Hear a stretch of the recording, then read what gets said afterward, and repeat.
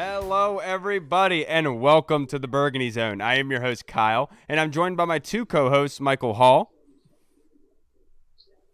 Sa. and Michael Reed. I am right now. We are all in running for the longest reigning Washington football team fans. So we all have that in common. Yes, we We've all do. been And rooting for the same amount of time. we're also joined by special guest and one of our closest One friends, of the good friends of the podcast, Andy Burrows, Yes, sir. the starter leader of the Redskins Tweet Team podcast. Well, not anymore. The Washington Tweet Team podcast. I'm sorry, you're right. That's true. Get it right. Get it right. I haven't been on Twitter all day, so I didn't realize it. But yeah, you must have had to change your name. Maurice changed it to the DC Tweet Team. Oh, DC There you Tweet go. Team. That's a good one. That's good. That's good. Yeah. I like that. It's a lot more smooth than Washington Tweet Team. Yeah. There's just too many I T's didn't in there. fancy saying welcome to the Washington FC podcast, whatever. Yeah, that was going to be too hard. Yeah. DC Tweet Team's good. It's good. Plus, then we can talk all sports, all DC sports. Yeah. Right. And look, the latest and greatest news that came out today was a huge one. The Redskins came out and announced that they are retiring the name completely. They've changed their social media accounts on all platforms. They've gone away from Redskins. Now they are the Washington football team. And it looks like they're not going to have a new name ready for about another year, which is good. You want them to take their time and do their due diligence in selecting the right name. It's just very telling that all these people now are coming out against the Redskins saying this is such a bad interim name. How could you be rushing into that? Who would think to bring that and would bring that to the table? So let me ask you, Hall, what's your immediate reaction? Kyle Ronick's new meeting. My immediate reaction was I didn't get on Facebook all day until about 3-4 o'clock, and I see everything going crazy about, Washington changed their name. It's the Washington football team, blah, blah, blah. I'm just like, well, what did you expect us to change it to? Everyone's trying to clown us everyone's trying to clown us. Oh, are you serious? It took you that long to come up with that? Well, if you kept reading the statement, it's temporary. Right. So, I mean, look, I know it's like one of the funny things to do to pile on the Washington football team. Now, I almost said Redskins. I know it's like the cool thing to do to pile on nowadays, but I mean, come on, like if y'all actually used your brains, you would see that this is temporary until maybe some part of the season or 2021, and we're going to come out with the Washington Warriors and we'll come out swinging.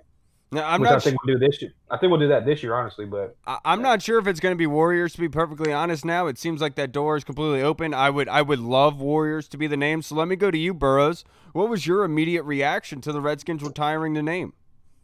Retiring the name, I'm like you guys, you know what I mean? I've been a Redskins fan my whole since 2000, so Redskins, I was more than happy to keep it, but I can understand why the name change happened. As for the new name, I'm quite FC. I'm used to it. I'm English, everything's FC. I support Tottenham Hotspur Football Club. We have Manchester United Football Club. I'm used to it, and the initial reaction. I've just done an emergency pod. That's what the kids say these days, isn't it? Emergency podcast. I just done that, and the initial reaction seems to have been good. I mean, everyone seems to. I asked the question, be quite interested to hear what you guys say. If it goes down as well as it looks like it has, would they keep it? Yeah, that's a really good point, because look, if there is a good reaction from the fan base and they like this kind of neutral setting, it would make sense. But the only thing for me is, I feel like if Warriors was too bland, I feel like this is, and I'm not sure if this obviously could be something that stands for 100 years. It's not one of those eye-popping, unique names that you really just take pride in. So what is your immediate reaction to the Redskins pulling the plug on Redskins, Reed? Well, first of all, I had a 5-year-old using my phone for a majority of the day, so I didn't know what was going on. I go and log on Twitter, and I had 20 notifications, and I was like, damn, I did just put out what I thought was going to be a pretty good tweet about the name Sentinels, and I was like, the Redskins might as well just make a move for Joe Flacco if they're going to change it to the Sentinels because it's so close to Shane Falco. So I was like, damn, this must have picked up some traction. Nope. Find out that it didn't even get a like. Welcome to Twitter, Reed. Welcome to Twitter. And then that we changed the name, and I'm okay with it. Like I said, everybody, all Redskins fans are okay with it. I feel like we're all like, cool. This means that we're taking our time, that we're going to do our due diligence, that we're going to get a name unique to us, that it's going to take a while, but we want to do the right thing. Every other fan is clowning us right now. LeBron James is an idiot. LeBron James said, I woke up from my nap, logged on to Twitter, and this is what I see. y'all did a thorough investigation for this. It's like, first of all, LeBron, no, they're doing a very thorough investigation because that's what they're going to take a year or so to get this done. It's going to take a long time. It's even more thorough than you ever know with your high school education. 2, LeBron, Mr. Hypocrite, sitting over there saying that I don't want my son to live in my shadow, so let me name him LeBron James Jr. Shut up. Don't comment on it. You're a Cowboys fan. We get it. But no, I like it. I'm pumped about it. I do like the how they release the jerseys, and they're keeping the burgundy and gold, so we don't have to change our name. And they're having the numbers on the helmets, which looks very Alabama. That we're the only team in the NFL that would have that because we don't have a logo. And you got to wonder if that was kind of influenced by all the Alabama players that we have on this team. I actually like that, actually. Yeah, I love it. It's a really clean look, and the one question I had after seeing that was the color of the number on the helmet was different than the color on the jersey. And I just felt like that was kind of weird, and maybe that was just what they were given at that time. Maybe they couldn't change anything. But that was the one thing that glaring to me. It just looked weird. Right. But like I said, like I told you before the podcast, if they would have just done the white numbers on the helmet, they would have looked way too similar to Alabama because they would have had the crimson or burgundy helmets and then the white letters on, or the white numbers on the side. So they could have done something else for sure. But I like it. I love that they're keeping these color schemes. I think Chase Young and Terry McLaurin are going to look mean out there in these jerseys. So as plain as they are, I'm pumped about it. Yeah, and look, the players had the beat on it. As soon as that got released this morning, they started releasing a whole bunch of pictures already edited with the numbers on the helmet. So they knew the jig was up. But so let me ask you, Andy, from across the pond, we kind of know you're feeling with the FC. But if the Redskins take a year, they come back to the table and they say, all right, we're ready for a name. What do you think it's going to be? Warriors all day long. I can't see it being anything else. Didn't they say something about the Red Wolves hit some sort of stumbling block now? That's gone. I don't see anything else. Yeah, I mean, I think it's going to be Warriors. I think that, just like you say, this is just giving them the time. And I think what also might help as well is if we don't get a football season.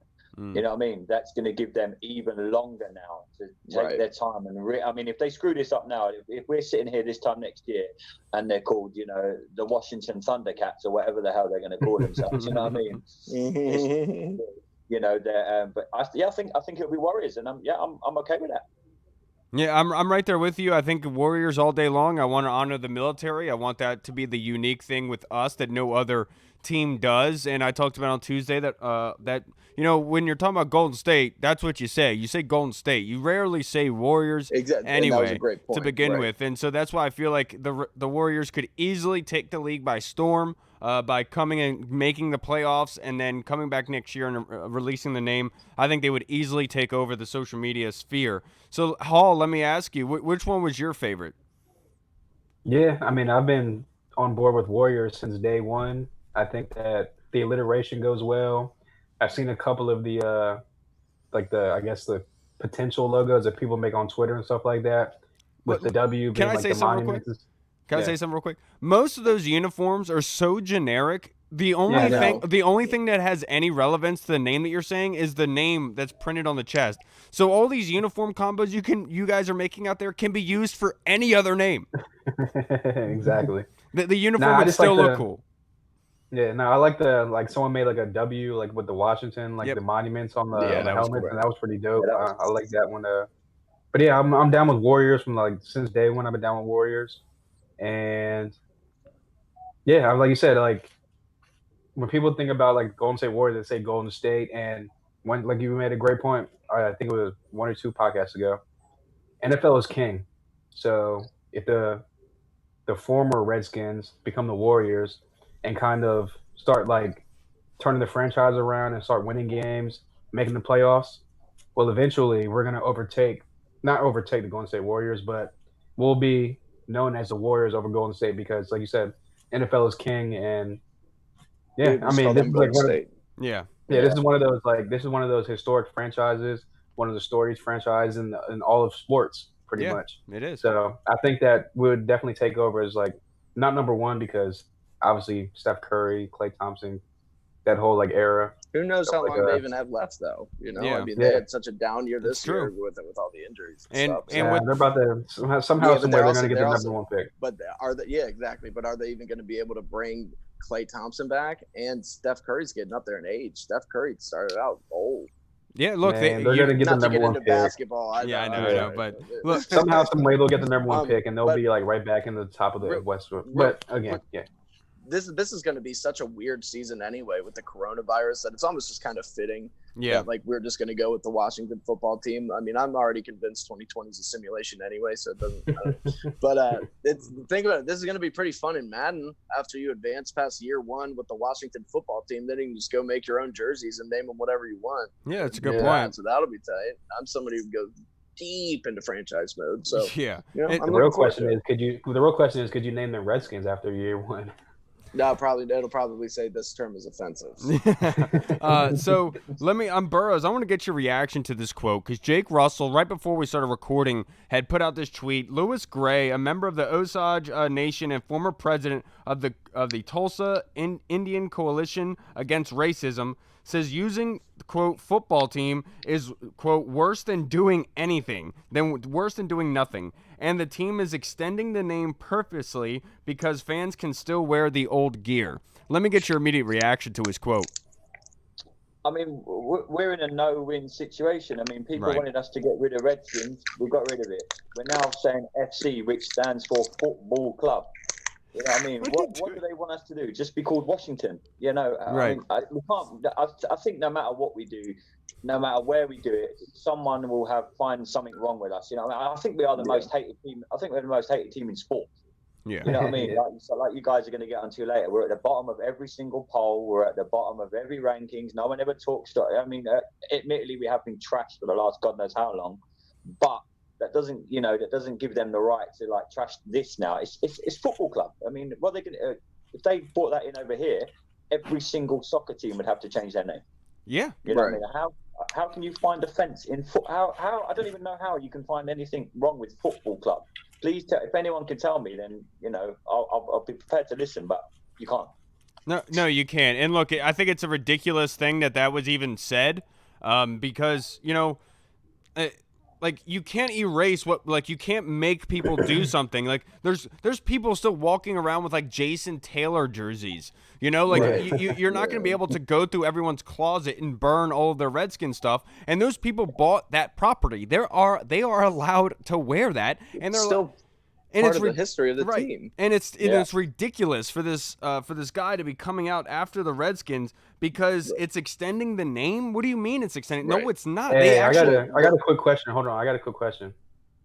Is Jake Russell that dude that I like retweeted about the quote when he was like, if NFL wants to make a change, they need to do something about like the black players having 4 kids by 5 different baby mamas or something like that? No, that's Jesse Kelly.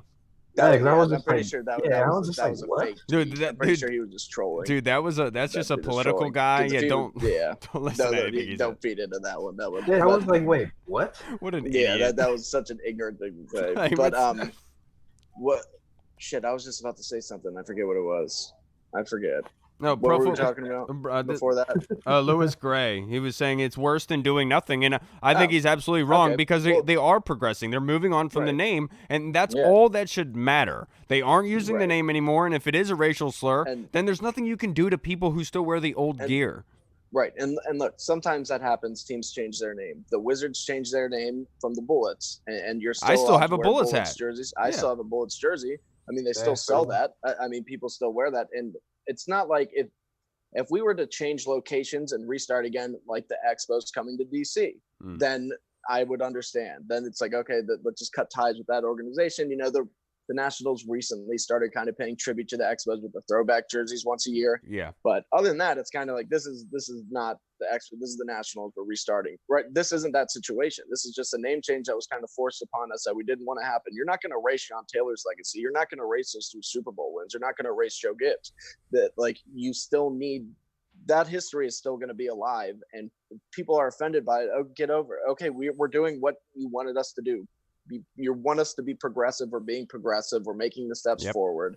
That doesn't mean that we can't still wear our old jerseys or old T-shirts that we invested money in. That's just stupid. Right, and it's the whole thing of like making it basically the Redskins' fault. It's their responsibility to change every fan's mind so they don't say Redskin. You know what I mean? That's not going to happen. It's absolutely ridiculous. The stadium's going to be full. What are you going to do? I said when I was chatting to Maurice earlier on our little emergency podcast we done, I was like, what's going to happen now? Like when we score a touchdown, what do we say now? Everyone's like, go Skins, or like, what do we say, man?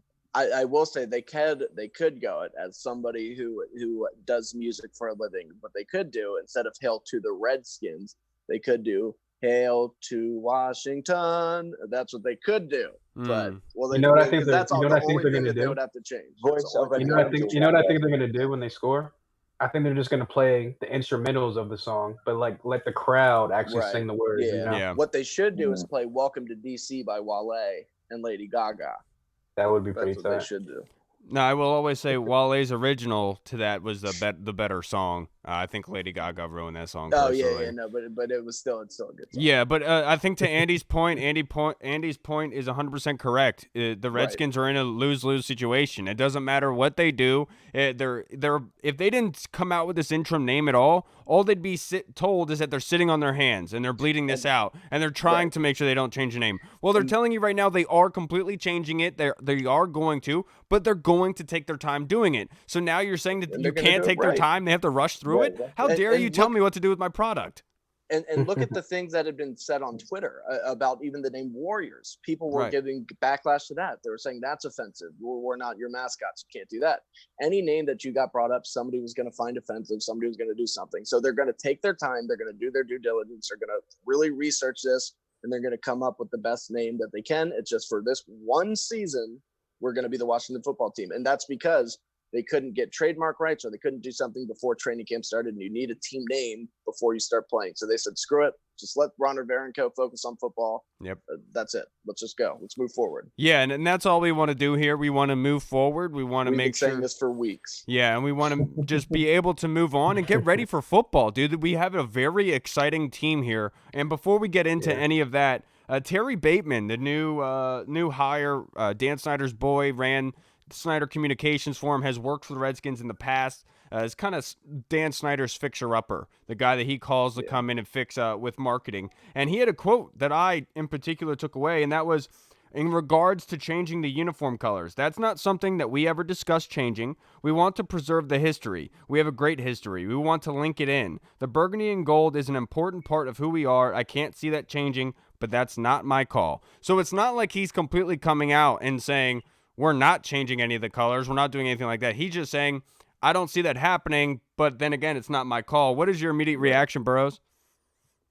Yeah, I mean, I'm kind of like with you. I know you've mentioned like you'd like a black uniform in the. I mean, I think we need to keep with our history and our heritage, but maybe like a fresh start with everything. Right. You know what I mean? Maybe if we did have like a black uniform, I love the white jerseys as well. I mean, I think maybe, you know, we're pissing people off anyway. Let's go and change the jerseys, you know?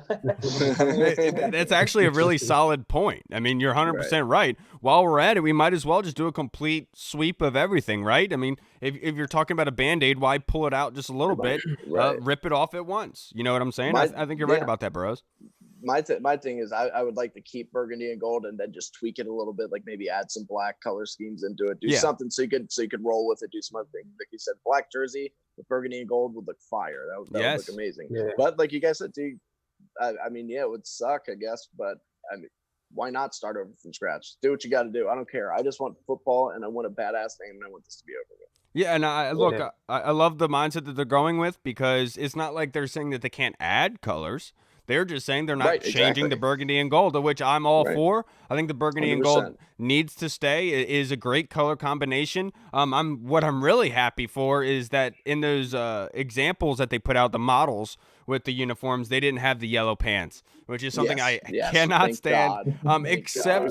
Except for those retro 2007 R yellow helmets when they had those on. Helmets. That looked really good. But Hall, what was your immediate reaction to Terry Bateman saying that?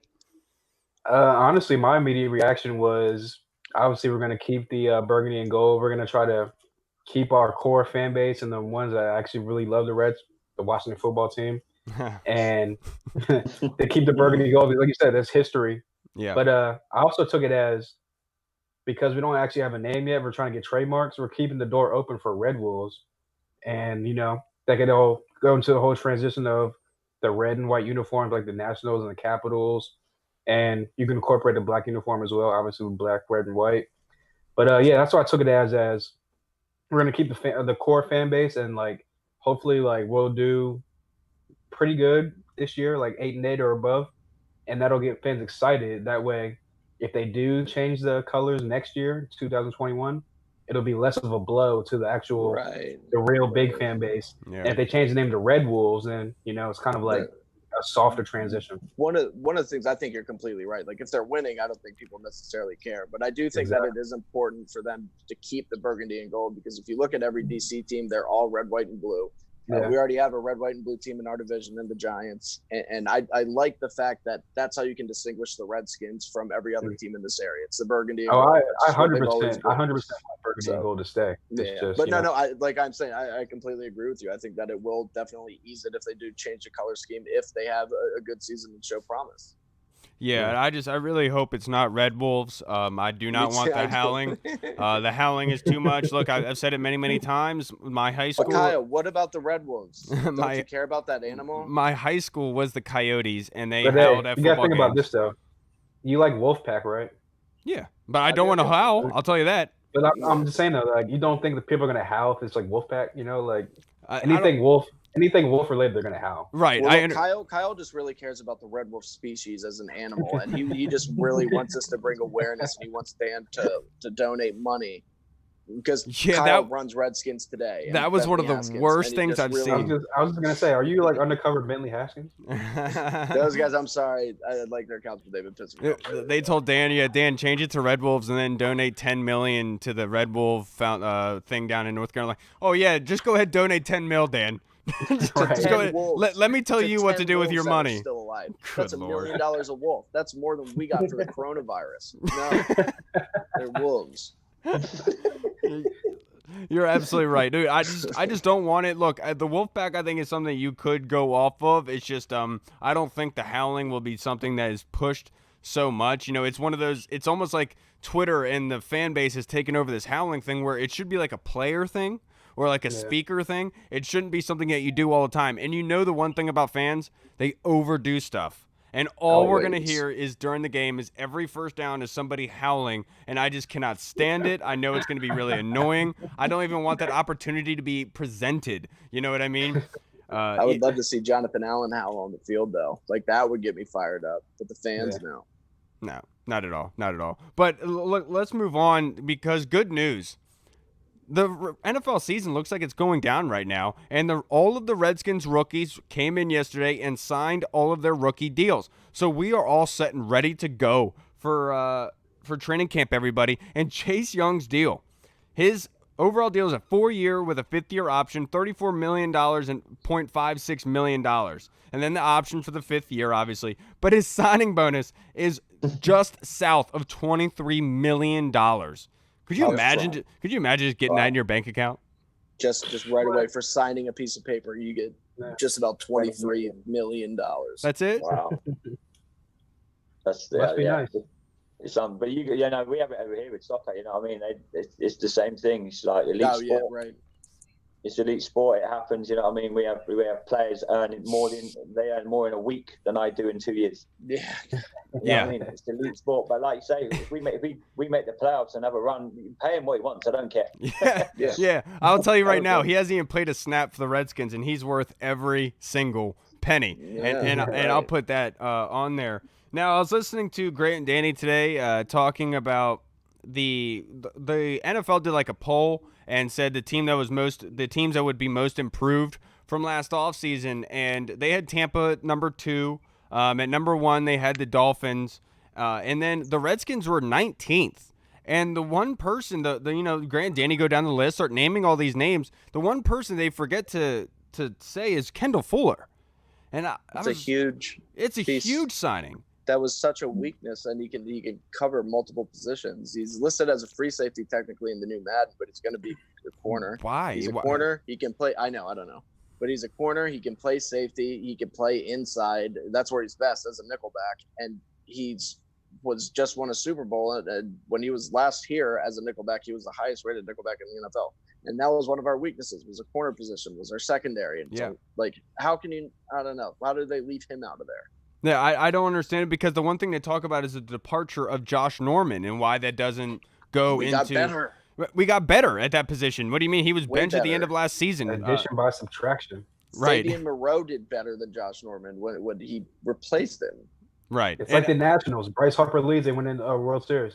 Right. Yeah. Come on. Addition by subtraction. And Trent Williams is one to bring up. And Andy, look, last on Tuesday, you asked us a question to talk to Daniel about, and that was how we thought that the left tackle position was going to fill out this season, how you think it's going to shape out. So let me flip that question on you, sir. How do you think it's going to play out? Who do you think's going to get that starting job? Looking at Sadiq Charles in the last few days on Instagram and Twitter, I think he could play. I mean, I seriously think he could play. I think he's got a chance. But the problem we've got is because we haven't seen anyone. There's been no OTAs. There's been no training camp. This is going to be one of the weirdest NFL seasons ever. You know what I mean? It's literally, we're going to get to game one. It's going to be like, right, go. You know, you're in. There's going to be no preseason probably. So, but yeah, I think Charles has got. I mean, I saw him on Twitter and everything like that. He's looking good. He moves well. Yeah. I think he's got some thick calves. Yeah, his calves are bigger than my entire body. Right. Yeah, huge. His calves are bigger than my head. Yeah, but what we've got to lose? You know what I mean? Everyone's writing us off. Just throw him in. Just put him in there against the Eagles and go, here, young fella. Do you know what? Go and prove everyone wrong. And I'll throw him straight in. Trial by fire. And that's one of the things. I think a lot of fans, as soon as we drafted Sadiq Charles, because it was right after we traded Trent, were automatically like, all right, that's our left tackle of the future. That's it. But people got to remember he's a 4th round pick, but he can definitely come out there and play. He's looked good so far through the drills. I mean, they obviously really liked him. There's going to be some competition there. Jerron Christian, even though he hasn't played as well as we hoped when we drafted him in the 3rd round or developed like we hoped, he still has all the ability in the world. All the ability's there for him. He just needs to piece it together. Sadiq Charles, though, is going to be breathing right down his neck, and I hope Sadiq Charles ultimately ends up winning that position. I hope he ends up being a stalwart for us. Yeah, and look, I know we talked about this on Tuesday. I still think that everyone is forgetting about Jerron Christian. He did really well last season. He progressed to the later end of the season. I said this on Tuesday, Andy. I wouldn't be surprised to see Sadiq Charles start on the bench this season and then move to starting left tackle after a couple games, maybe because of the performance of Jerron Christian. But I do think that the veteran kind of leadership in that aspect, where everyone forgets, this was Lamar Jackson's left tackle in college. This guy knows. This guy can play, and I think last season. Both sides. And look, and I will say I've been hard on Dwayne about his progression last season, what he did.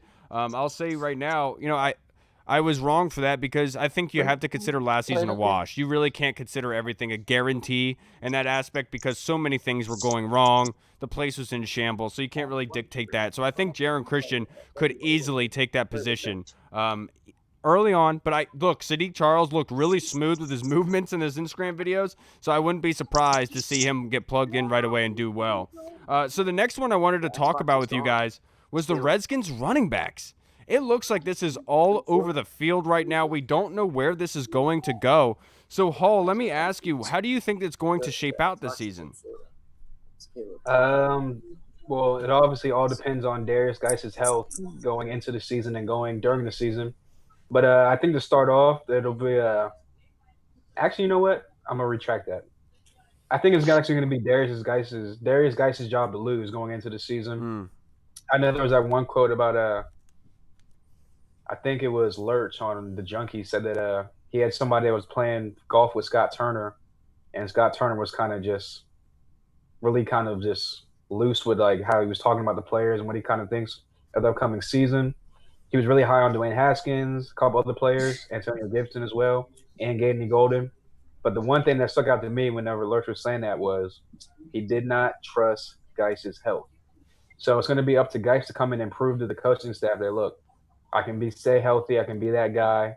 I can tote the rock maybe 15 to 20 times a game and mix in some AP and a bit maybe some Antonio Gibson at running back, or whoever else you want to put in that 3rd down back, maybe McKissick or someone like that. But yeah, I think it's going to be Geis's job to lose. I don't know about Bryce Love. Maybe he'll get factored in there somehow, somewhere. But yeah, as far as the 1-2 punch, it'll be Geis. Hopefully about 60% of the carries, AP about 25%, and then everyone else in the passing game and run game as well. So I'm banking on a big year from Geis this year. Dude, looking at Geis's Twitter, I'm not sure what's going on, to be perfectly honest with you. He put out a tweet about an hour like ago. some lollipops. He said everything. He said everything happens for a reason, either with me or not. And he put up that tweet. So people were asking, dude, are you injured? Like, what's going on? He's like, no, he said, laugh my ass off. No, I'm not hurt. Speaking in general, I appreciate the ones that never left my side.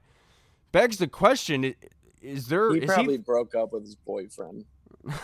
I'm wondering, dude, does he know something that we don't? Is he going to be the man looking in? Maybe, maybe his antics off the field rubbed Ron Rivera the wrong way.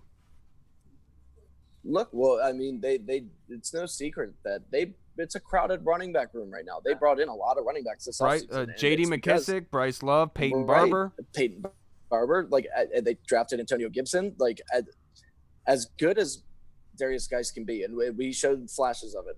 Anytime he's touched the ball, anytime he's played, he's shown flashes. But you've got to stay healthy. It doesn't matter how good you are if you can't stay on the field. So they're bringing that in. Hopefully, I'm praying that we get to see what he does. Hopefully he plays 14 games this year or more, and he just lights the league on fire because he's got all the ability. He just needs to use this as motivation. All right, I got to definitely watch myself. I got to do whatever it takes to not get injured because his injury problems technically can go all the way back to college. Yeah. And once that starts happening, you're kind of in a tough spot. And like Morgan Moses said the first person to pull him aside was Jason Hatcher. And he said, look, you need to take care of your body. When we had him on our show, he said, you need to do whatever it takes. You need to do yoga. You need to eat right. Like, this is your temple. This is what's going to make or break your career. Darius Geis, maybe he's at that point where he needs to start. Morgan Moses needs to lay into him, let him know that. And because he can do it. He can do it, man. And he could be a huge part of this offense. He's just got to stay on the field. So I think Adrian Peterson plays a big part in that as well. I mean, he's probably not going to be around you'll probably have him for, say, this season. I mean, if Geis doesn't soak everything in like a sponge from that man, you know what I mean? If people are good at something, then you listen to what they're telling you.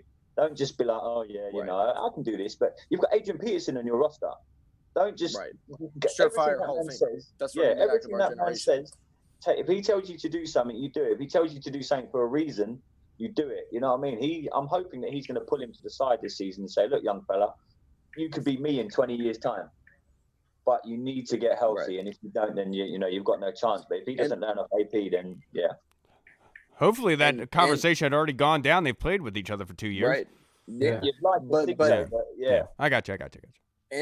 And just with AP having that horrific knee injury, and then the way he bounced back after tearing his ACL, like Darius Geis should really, hopefully, I mean, I'm sure Adrian Peterson has, but he really just needs to sit down, talk to the veterans. He needs to get his head right. And he needs to get in the game. Yeah. And you're absolutely right about that. And so if out of these 6 running backs, which one do you think would be on the chopping block? Because I don't think they're going to keep 6 running backs. There's just no way that they're going to be able to do that. So it looks like at least one is going to go. So Hall, who do you think that's going to be? I think it's going to be Peyton Barber. I mean, since we've signed him, you haven't really heard much about Peyton Barber since we've signed him. I actually kind of forgot he was even like on the roster until you started mentioning running backs and how deep they were running back. But just from watching him in Tampa Bay, he's not really like that pop off the screen kind of guy. I mean, he makes his plays here and there. He's like a consistent 2 to 3 yard runner every down. But again, when you have guys like AP, who's obviously a living legend, you got guys like Darius Geis who, like Reed said, anytime he touches the ball, he can take it to the house at any point in time from anywhere on the field.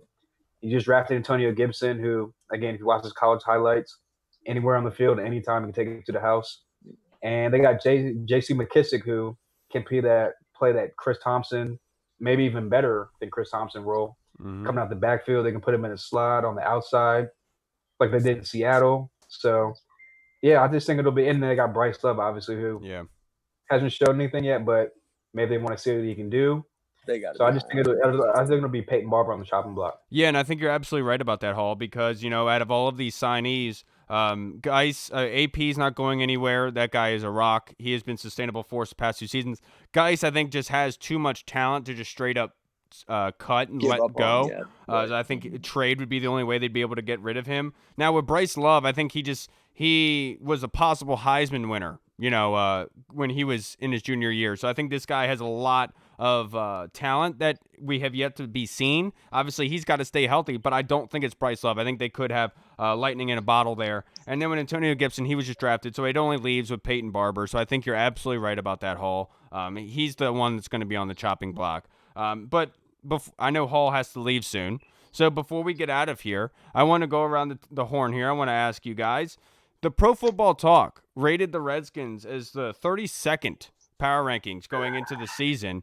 And so let me get Hall, you're going to have to leave soon. So let me get your immediate reaction. Yeah, like I just said, that just really made me mad. I just feel like with all the scrutiny around the Redskins, all the off-season stuff going on, they just automatically put them at the very bottom of the list because it's like they don't even have a real team name yet. Let's just put them at the bottom.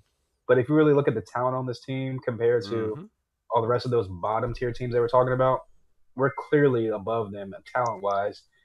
I would even go as far as say we're above them coaching-wise because we have Ron Rivera, a former Super Bowl coaching or team coaching coach. He's a 2-time coach of the year, too. Exactly, 2-time coach of the year. Yeah. We have Jack Del Rio, who was a head coach before, a great defensive mind, a great defensive coordinator, coached great players like Von Miller, Khalil Mack, and they had awesome seasons under him.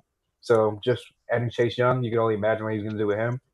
And just switching from the 3-4 to the 4-3, I just feel like, again, I just feel like it's pile on the Redskins time. So like any and everybody's just going to pile on.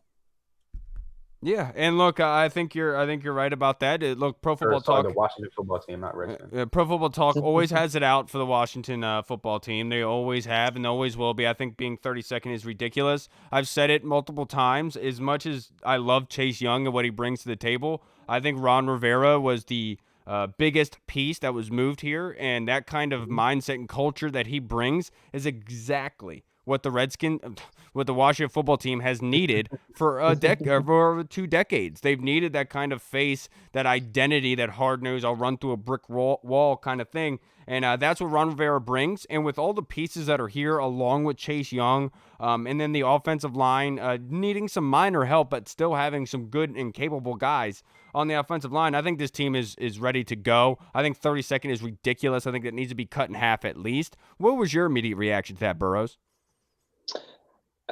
For me and what I do, and I've done it, being a soccer coach over here, pin all these things up on the dressing room wall, get into the locker room, put them on the wall every single game. Rivera will. I used to do that. I've coached soccer at quite a decent level. Every bad press that we ever used to got, boom, put it on the wall. Every game before we played, we used to do a team talk, and then I said, look at that right there. You've got this person writing you off. You've got that person writing you off. The team talks will now do themselves. No one's expecting us to do anything really. They've always had it in for us. So for me, it should fuel fire. And if it doesn't, then we've got issues. We're a very, very good young team. You know what I mean? And I think we will surprise a lot of people. Me and Maurice got into this a few weeks ago in our podcast, and I still think we'll get a wild card. I think we're going to surprise everyone. I really, really do. A young, upcoming team, and let people write them off. Who gives a shit? You know what I mean? Let's get to September and go. Yeah, look, and Andy, this is something that I actually said not too long ago. 2 of the Redskins Super Bowls happened in strike years, where it's not your normal kind of season, and so I'm looking at this as maybe this is when the Washington football team does well in these kind of situations where it's not your normal, typical year. What if they go and win the Super Bowl this year? I mean, they are set up to really punch some people in the mouth, and a lot of people are going to be writing them off. But when you look at this team, on defense especially, they don't really have weaknesses. They have the close to line of scrimmage safety and Landon Collins that can cover tight ends. They have Kendall Fuller, who can be that nickel back that can stop anybody or play outside. Fabian Moreau played really well there. And then you have the veteran in Sean Davis. And then the linebacking core, it doesn't matter who you point to on the depth chart. Those dudes can start. And those dudes Right. can play. And then that's not even talking about the defensive line. And defense wins games in this league. How many times did we watch Josh Allen just completely screw up at quarterback and their defense somehow won them games time and time again? It can easily happen. And that's why I think the Redskins are poised for a big bounce back year. And this being such a weird year, I think gives them an edge because they have been working all offseason. I'm sure there are tons of NFL players out there that thought that this season's not going to go down and they just been chilling at home, not doing much. You know what I mean? Right. And so this could be an opportunity for the Redskins to come into the season hungry, pissed off, and ready to win because I've said it before. Jonathan Allen and these guys, Daron Payne, Matt Ioannidis, and all them, they are not used to losing. These are dudes that want to win now. They don't want to sit around for another top 5 pick. They're ready to win right away, and I think this year is a great opportunity for them to do that. So I'm right there with you, Burrows. I think 32nd is absolutely ridiculous. What about you, Reed?